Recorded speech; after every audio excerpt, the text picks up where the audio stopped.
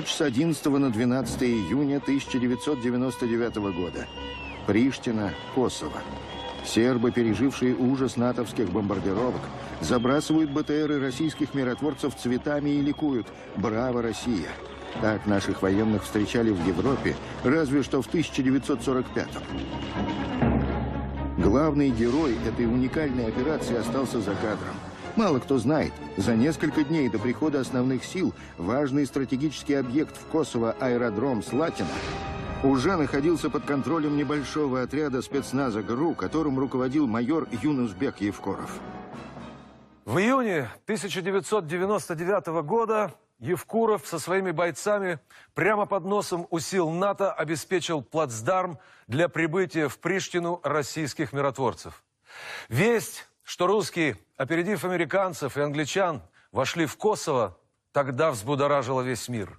За подготовку и обеспечение той операции с сводного батальона ВДВ Юнусбек Евкуров получил золотую звезду и звание Героя России. Какие именно действия он совершил, какие решения принял, до сих пор остается государственной тайной. Причем засекречены не только операции, в которых участвовал и которыми руководил Евкуров в Югославии, но и большинство других. Время придать их гласности еще не пришло. Но кое-какие детали героической биографии Юнусбека Евкурова мы сегодня все же раскроем.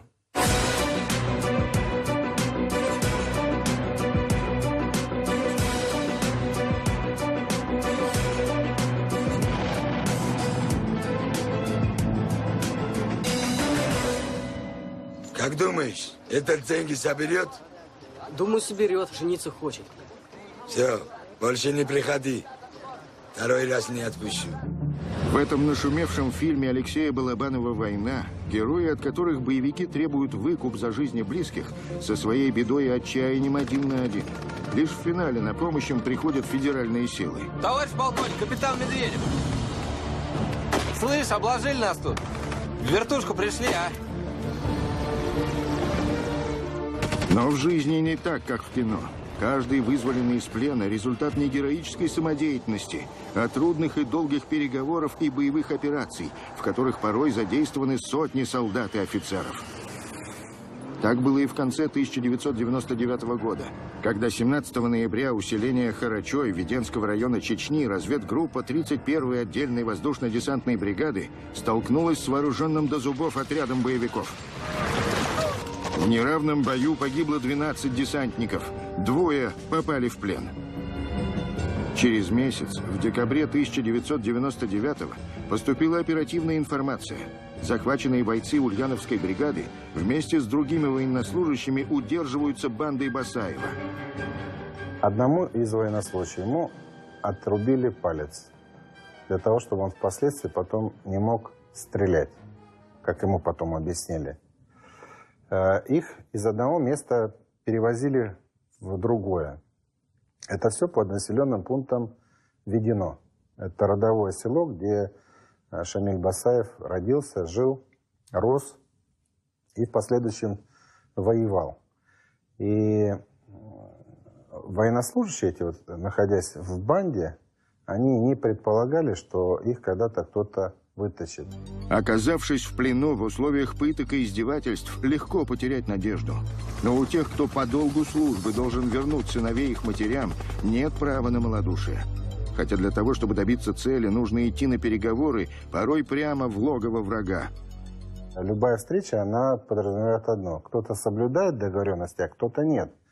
И выезжая на сопредельную территорию, ты не знаешь, вернешься обратно или нет. Здесь же были задействованы и представители организованной преступности Дагестана. Это были представители парламента республики. Это были представители бандформирования Чечни. Со всеми надо было встречаться.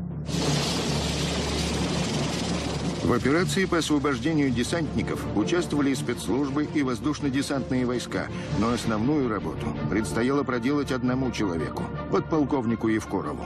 Здесь в первую очередь помогли сами местные жители, которые вывели на эту позицию и сделали все, чтобы родственников подключили из числа боевиков, которые давно уже не хотели уже воевать, понимали, что это неправильно.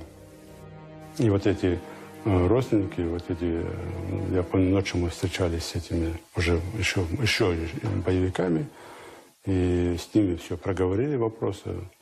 Ну, думали, что может быть и замануха какая-нибудь, и засада, но благо они пошли навстречу.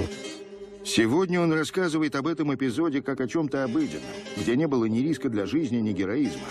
Просто двое ульяновских десантников и 10 их товарищей по несчастью вернулись из чеченского плена домой.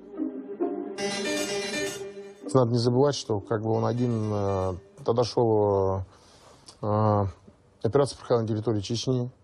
Это, в принципе, один войнахский народ. Чечен раньше была Чечено-Ингушетия. И здесь, конечно, то есть он практически был на своей территории. То есть тоже тяжело, морально тяжело. Понятно, что как бы у терроризма и у него нет национальности. Но все равно внутренне это не так просто, когда ты находишься на своей земле. Это тяжелее, чем любому другому.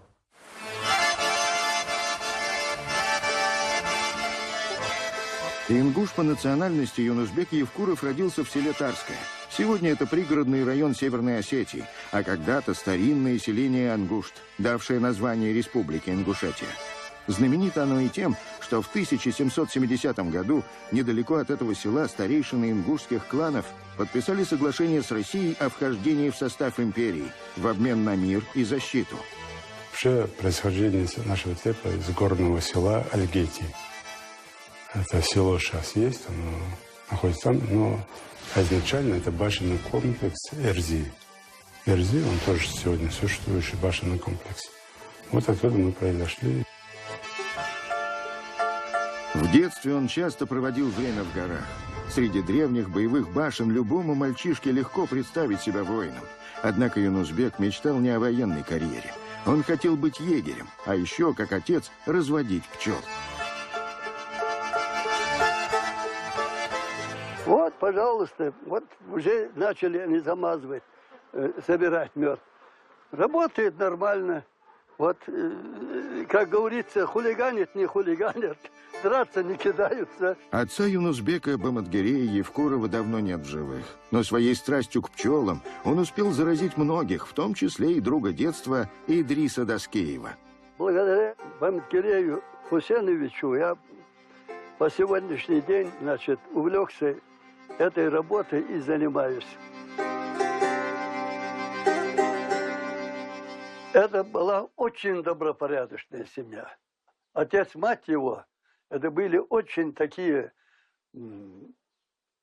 как вам сказать, ну, люди соль хлебные. Они очень радовались, когда к ним в гости зайдет человек. А какие они были хорошие люди, как их Бог соединил вместе с одинаковым характером, гостеприимные, очень уважительные. И детей они воспитали в этом духе. Я у них хулиганских детей не видел. Не видел. И при таком отце, я думаю, навряд ли хулиганом бы стал. Потому что он постоянно чем-то их заставлял делать. Где-то они работали. Для меня уж точно там отец никогда не говорил, что я молодец, что вот там вперед, там работай, служи. Я даже не представляю там отца, который так говорил бы мне, да. У нас отец был довольно такой суровый. У Баматгерея и Хавы Евкуровых было 13 детей. Юнусбек 7-й, а потому ему постоянно приходилось терпеть подначки и раз за разом доказывать 5 старшим братьям, что он, хоть и младший, но ничуть не слабее. Нередко в этих испытаниях требовалась сила не только мышц, но и духа. Когда отец ставит какие-то задачи по работе, отец ушел, ну, то дедовщину никто не отменял, и младшему всегда выпадало, что больше работает. И вопросы там, в том числе освоение первых уроков мужского характера. Я помню, у нас был такой, несколько там омутов, водоворотов такой там на реке. Я помню, это такие моменты, когда старшие братья собираются, младших ставят перед собой и этот в омут кидают. Тебя закручивают, до дна опускают, потом ты выныриваешь оттуда. Вот это первые кадры фильма режиссера Юрия Чулюкина «Жизнь, ставшая легендой». В смутных силуэтах конницы не разглядеть шестилетнему мальчишку, который вместе с братьями и друзьями скакал по полю. Так Юнусбек заработал свои первые деньги. За участие в массовке платили 3 рубля. Впрочем, не это оказалось для Евкурова главным. В массовке снимались бойцы из расположенных рядом учебных центров общевойсковой дивизии и Орджоникидзевского высшего командного училища. Мальчишки с ними быстро подружились, таскали из дома яблоки, сметану, свежевыпеченный хлеб, сидели в оцеплениях, разглядывая оружие. Став постарше, крепкие и закаленные работой сельские парни мерились силой с солдатами и офицерами и ликовали, если удалось взять верх. Юнусбек с нетерпением ждал, когда его призовут в армию.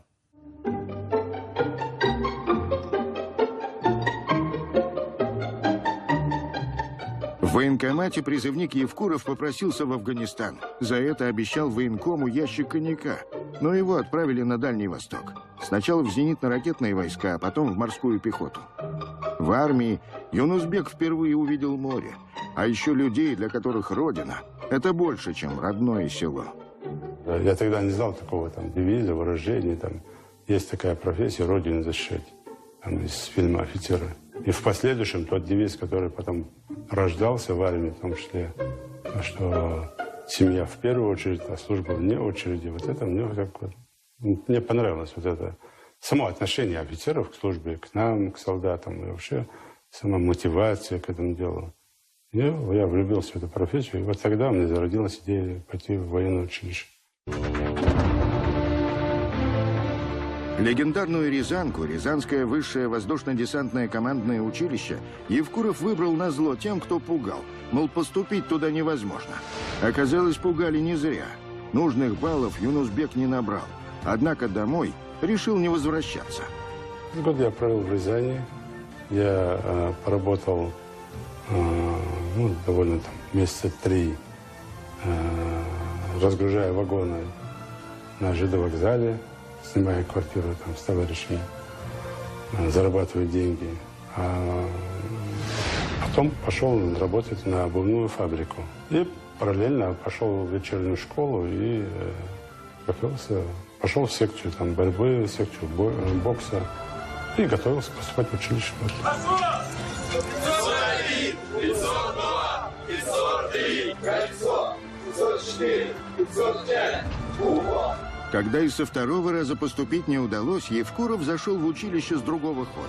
Устроился кочегаром в котельную. Это не единичный случай для десантного училища, потому что были люди, которые не дотягивали по баллам при поступлении. Они там в землянках, в норах жили, чтобы можно было потом, как только по определенным критериям человек уходил, или тяготился учебой, либо по физической подготовке не тянул, увольнялись и брали как раз вот из этих так называемых партизан. Почему Юнусбек так упорствовал в своем стремлении? Сказался навык добиваться своего, отточенный в детских соревнованиях с братьями. Но было и кое-что еще. Профессию военного Евкуров выбрал вопреки мнению отца. Пошел наперекор родительской воле и оттого еще сильнее стремился доказать свою правоту. Я всегда стремился быть лучшим во всех отношениях. Лучший взвод, лучшая рота, там, лучший батальон.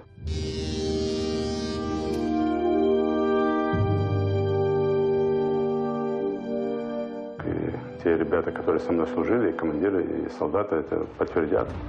Я никому не позволял даже в полку бегать быстрее, чем я. У меня была такая привычка с солдатами всегда устраивать соревнования. То есть я солдату говорил, если ты больше меня поднимешь, идешь в отпуск.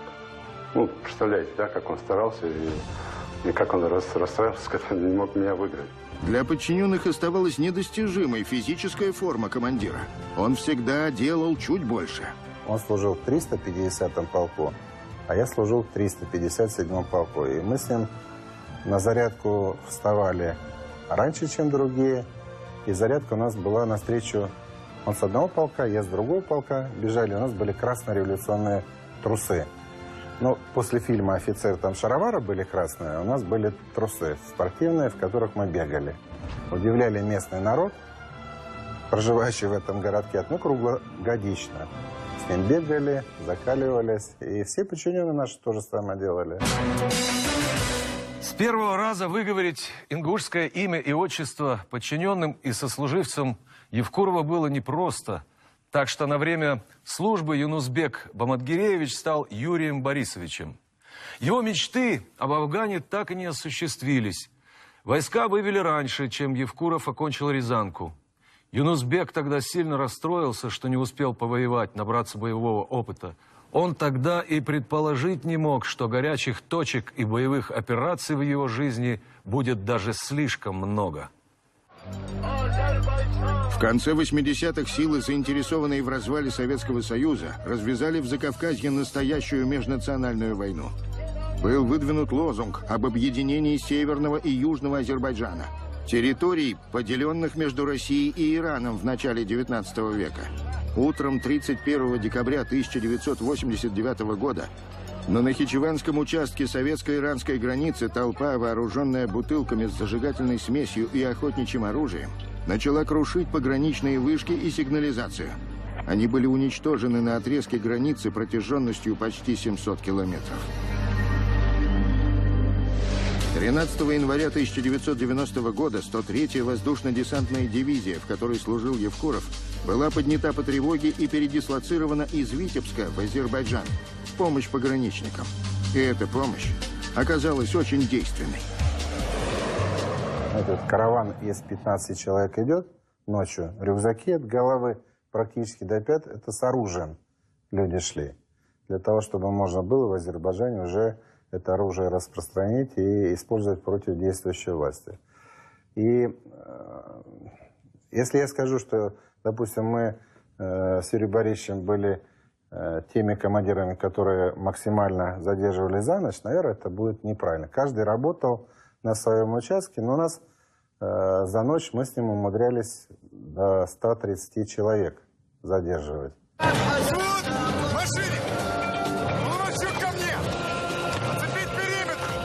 Вскоре горячие точки на окраинах Советского Союза начали множиться. У десантников командировки следовали одна за другой. Закавказье, Киргизия, Таджикистан, Абхазия. Что за паника, не понимаю? Транспорт есть. Вооруженное сопровождение тоже есть. Всех вывезем, никто не останется. Этот эпизод фильма «Десантура. Никто, кроме нас» посвящен событиям в начале 90-х в Абхазии. Эвакуируя мирных жителей из зоны грузино-абхазского конфликта, взвод молодого лейтенанта натыкается на отряд противника.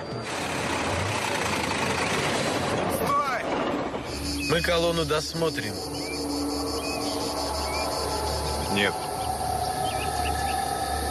Ты вот что, лейтенант, ну-ка отведи-ка своих людей. За поворот. Нет. Ты посмотри, какую упрямую, а? Хочешь своими консервными банками танк остановить? Без приказа не стрелять. В жизни Юнусбека Евкурова подобное происходило нередко. От выдержки командира, его уверенности в себе в такие моменты зависело многое, если не все. Эпизод в полной засаде, и бойцы расположились, и ожидаем там одну группу противника, а видим совершенно другую, да, большей по численности. Один из наблюдателей там подползает и меня спрашивает, что делать. Будем воевать. Если с тобой что случится, я тебя представлю посмертный герой. И, ну, бой закончился, мероприятия закончились. Ну, выиграли там, правда, там 200-х не было, но раненые были. И потом уже, через какое-то время, этот солдат говорит, что вот как только вы сказали, что посмертный герой, у меня, говорит, весь страх пропал. О том, как Юнусбек Евкуров умеет воевать на любом направлении, ходят легенды. 1999 год. НАТОвская авиация 2,5 месяца бомбила Югославию. Наконец подписано мирное соглашение, и НАТО готово передать контроль над регионом международным силам. Обоснованно опасаясь ущемления прав сербского населения, Россия потребовала для своего миротворческого контингента равноправный сектор, но получила высокомерный отказ. Генерал Фогельсон оговорочку сделал: если очень важно, мы 2 батальона можем принять в американский сектор. На что, естественно, ему, он говорит, это интересное для вас предложение. Я спрашиваю, в чем его интерес? Да вы же не хотите подчиняться командованию НАТО. Я говорю, да, мы не будем подчиняться. Вот. Но вы будете подчиняться напрямую американскому генералу. Они считали, что для нас такая высокая честь, там, чистить ботинки американскому генералу. Вот. И мы, естественно, отказались. Однако российские миротворцы и не думали отступать от задуманного. Майор спецназа ВДВ Юнусбек Евкуров получил приказ с 18 бойцами скрытно проникнуть на территорию Косово и подготовиться к прибытию основных сил. К тому моменту его группа находилась в Югославии уже несколько недель, однако раскрыть цель ее миссии сегодня все еще не позволяет гриф секретности. Задачи там изначально у нас не было, там, аэропорт там, или еще чего-то там. Но эта задача появилась, она появилась как бы второстепенно. Главные задачи были другие. И эта задача появилась, она внезапно появилась. И на подготовку выполнять задачу не было практически времени. Буквально там 4 дня. Конечно, по-разному там проходилось. И под прикрытием, в том числе, где-то были там удостоверения журналистов, где-то были удостоверения там еще чего-то. Ну, по-разному. Это как-то это обычно работает.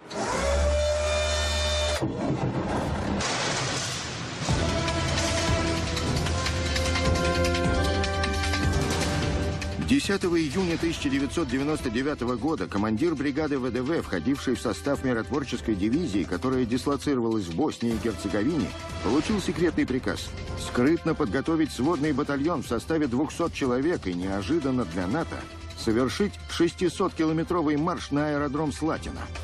В ночь с 11 на 12 июня батальон ВДВ двинулся в сторону границы Боснии и Сербии.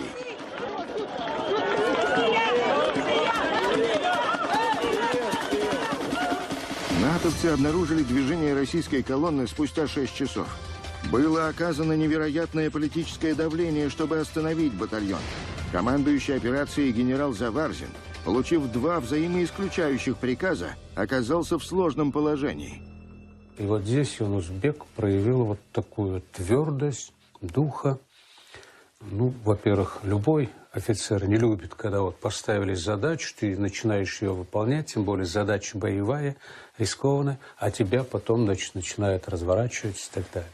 И он проявил здесь твердость, дал команду идти на Слатин. Зашли, взяли этот аэродром под контроль и тут же организовали жесткую оборону, в этом Юнусбек участвовал.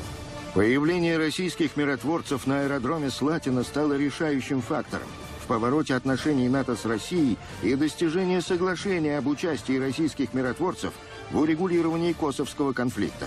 Фактически наша страна вернулась на мировую политическую арену. Юнусбеку Евкурову в апреле 2000 года присвоили звание Героя России. По этому поводу в Ингушетии устроили настоящий праздник. Машину ему подарили и ингушскую бурку. В этой бурке он на трибуне стоял, а рядом его мать и отец со мной сидели. Мы вместе приехали. Отец очень даже был рад, очень даже был рад. И мать очень даже радовалась за него.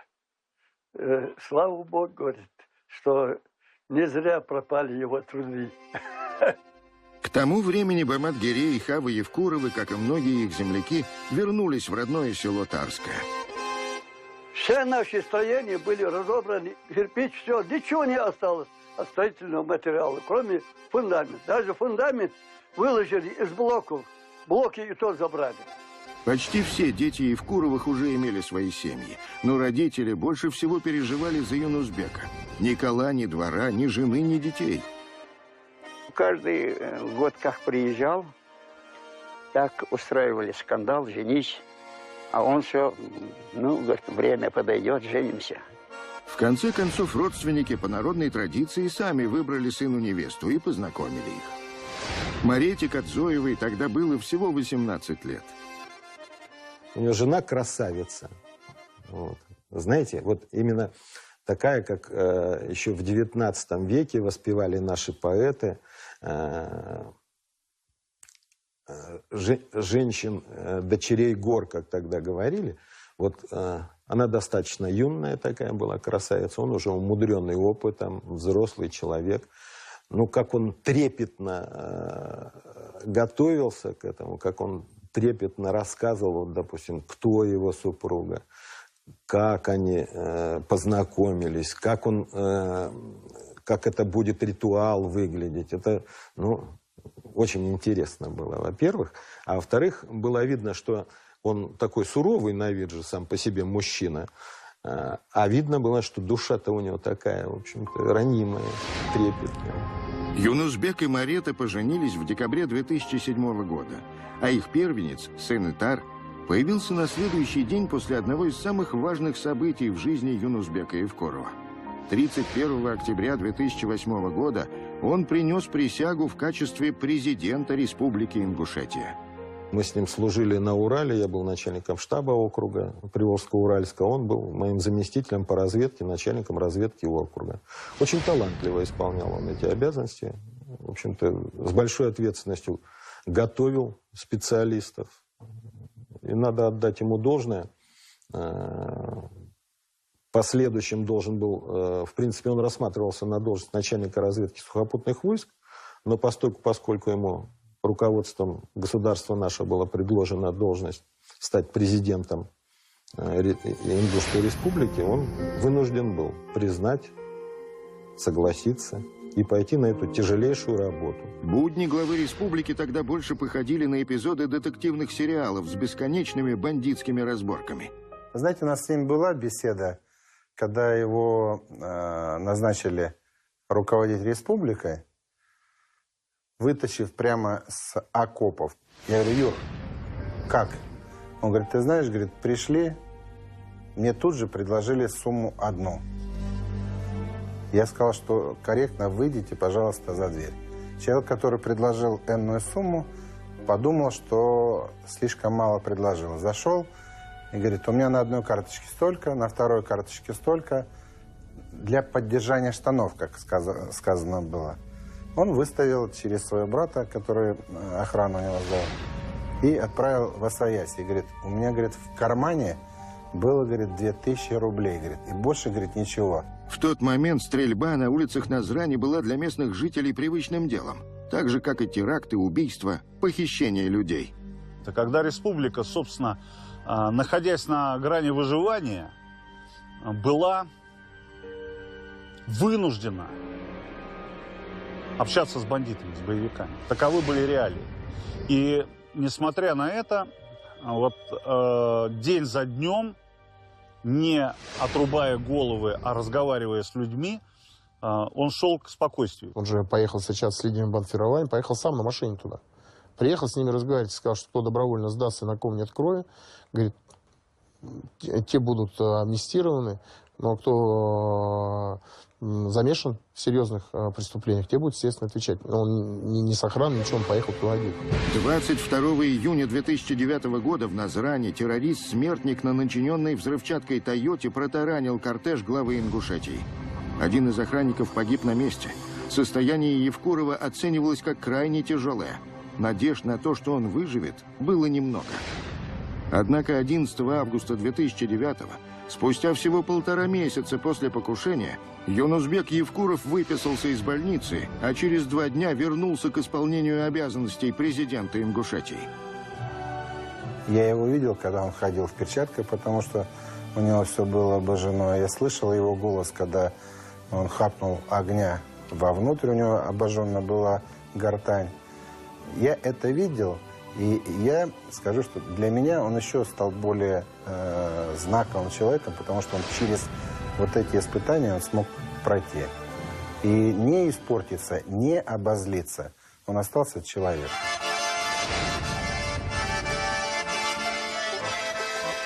Родители не успели увидеть сына на посту главы Ингушетии. Как не успели они и понянчить его детей.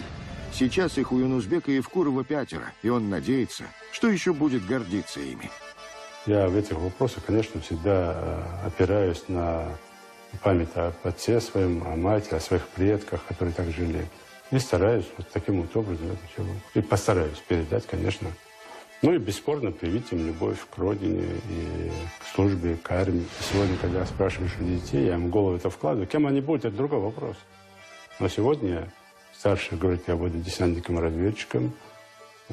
Второй говорит, я буду летчиком-истребителем. Третий говорит, что будет танкистом. Ну, четвертый пацан пока еще ничего не говорит. Он только больше плачет, наверное, и кушать просит. А девочка хочет быть там врачом. Кроме золотой звезды Героя России, у Евкурова есть еще несколько боевых наград. Это Орден Мужества и Орден Красной Звезды, медали за отвагу.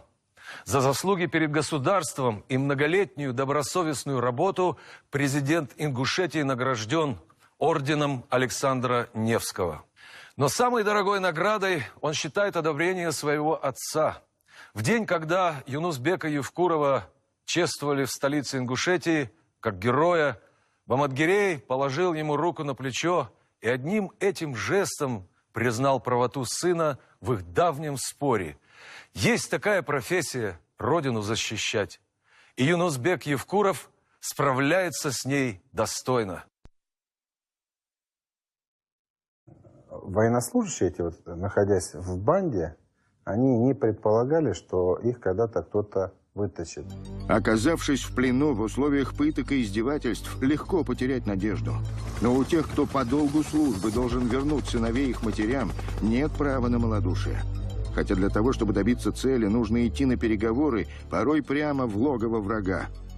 Любая встреча, она подразумевает одно. Кто-то соблюдает договоренности, а кто-то нет. И выезжая на сопредельную территорию, ты не знаешь, вернешься обратно или нет. Здесь же были задействованы и представители организованной преступности Дагестана. Это были представители парламента республики. Это были представители бандформирования Чечни. Со всеми надо было встречаться.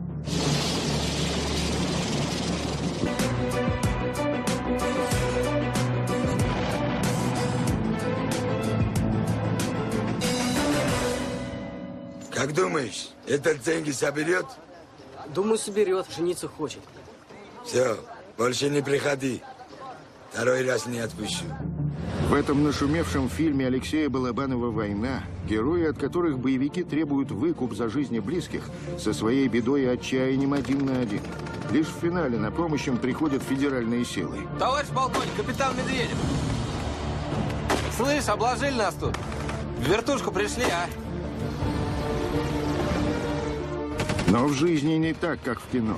Каждый вызволенный из плена – результат не героической самодеятельности, а трудных и долгих переговоров и боевых операций, в которых порой задействованы сотни солдат и офицеров.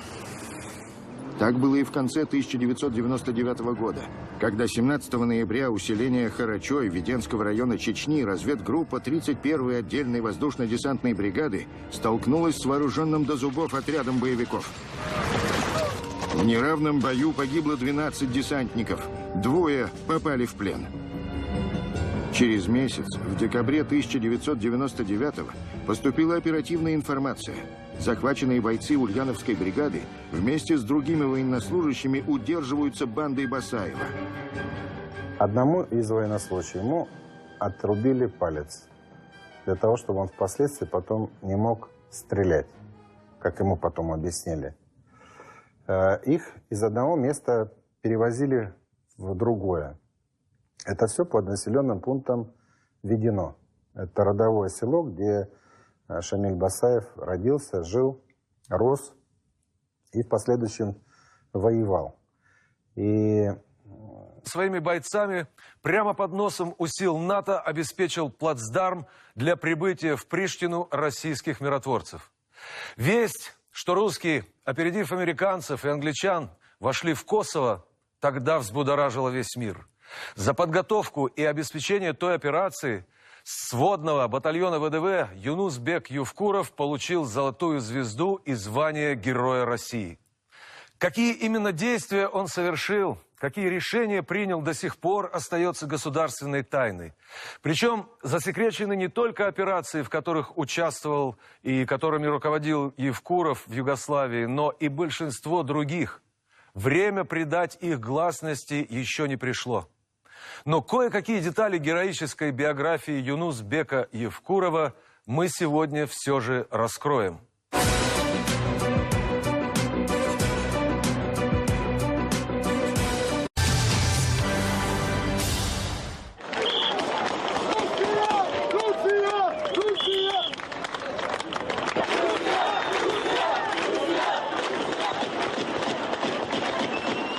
Ночь с 11 на 12 июня 1999 года.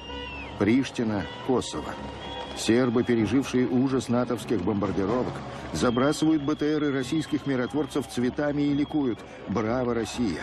Так наших военных встречали в Европе, разве что в 1945-м. Главный герой этой уникальной операции остался за кадром. Мало кто знает, за несколько дней до прихода основных сил важный стратегический объект в Косово, аэродром Слатина, уже находился под контролем небольшого отряда спецназа ГРУ, которым руководил майор Юнусбек Евкуров. В июне 1999 года Евкуров